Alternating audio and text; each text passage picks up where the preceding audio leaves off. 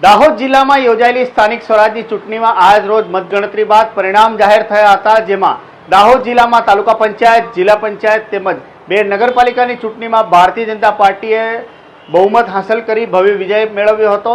જ્યારે ગત ચૂંટણીમાં નગરપાલિકાનું બોર્ડ બનાવનાર કોંગ્રેસનો આ વખતે સફાયો થયો હતો। સાથે સાથે મતદારોએ આમ આદમી પાર્ટીને પણ જાકારો આપ્યો હતો।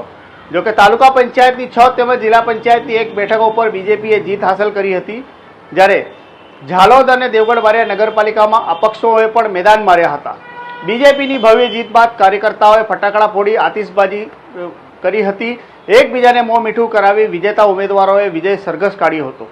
દાહોદ જિલ્લામાં ગત 16મી તારીખે ઝાલોદ તાલુકાની કારડ, ધાવડિયા, લીમખેડાની મોટી વાડીબાર, ગરબાડાની ઝરી બુજુર્ગ, ધાનપુરની નાટકી તેમજ દાહોદની નગરાળા સહિત 5 તાલુકા પંચાયતની બેઠકો તદુપરાંત ધાનપુરની પીપેરો જિલ્લા પંચાયત સીટ ઉપર ચૂંટણી યોજાઈ હતી। આ ઉપરાંત ઝાલોદ નગરપાલિકામાં સમાવિષ્ટ 7 વોર્ડમાં 28 બેઠકો માટે 108 ઉમેદવારોએ દાવેદારી કરતા ચૂંટણી યોજાઈ હતી। જ્યારે દેવગઢ બારિયા નગરપાલિકાની ચૂંટણીમાં 6 વોર્ડમાં 24 બેઠકો ઉપર 80 જેટલા ઉમેદવારો મેદાનમાં હતા।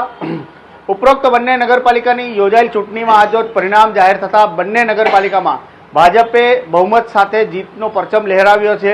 દેવગઢ બારિયા નગરપાલિકામાં પરિણામ જાહેર થયા બાદ 13 બેઠકો પર બીજેપી, 3 બેઠકો પર કોંગ્રેસ જ્યારે 8 બેઠકો પર અપક્ષો ઉમેદવારો મેદાન મારી ગયા હતા, તેમને જીત હાંસલ કરી હતી। જ્યારે ઝાલોદ નગરપાલિકામાં 17 બેઠકો પર ભાજપ તેમજ 11 બેઠકો પર અપક્ષોએ જીત હાંસલ કરી હતી। અત્રે ઉલ્લેખનીય છે કે ગત નગરપાલિકાની ચૂંટણીમાં દેવગઢ બારિયા અને ઝાલોદમાં કોંગ્રેસે નગરપાલિકાનું બોર્ડ બનાવ્યું હતું, જેમાં પાછળથી સુધરાઈ સભ્યો ભાજપમાં ભળી જતા ભાજપ સત્તામાં આવી હતી। એટલે આ વખતની ચૂંટણીમાં કોંગ્રેસનો સુપડા સાફ થયો છે, જ્યારે આમ આદમી પાર્ટીને મતદારોએ જાકારો આપ્યો છે। છેલ્લા 2 વર્ષથી વહીવટદાર દ્વારા ચાલતી નગરપાલિકામાં લોકતંત્રનો પર્વ પૂર્ણ થતા હવે લોકતાંત્રિક રીતે ચૂંટાયેલા જનપ્રતિનિધિઓ શાસન કરશે।